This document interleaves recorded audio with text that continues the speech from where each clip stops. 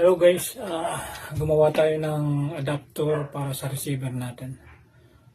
May nag-post kasi sa group, nasira yung receiver niya, yung JBL receiver niya dito. Yung nangyayari kasi dyan, nasasagi sa likod.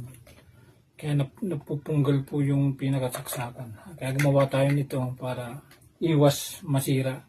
Ang worst scenario niyan, baka maiwan pa yung dulo doon sa loob ng part box. I-test po natin, papadala natin kay Ma'am Crazy ng Valenzuela through GRS. Test po natin, ganito paglagay nito. Yung receiver natin, dito na natin ilalagay, isasaksak sa dulo ng adapter. Ayan po, i-on na natin yung receiver.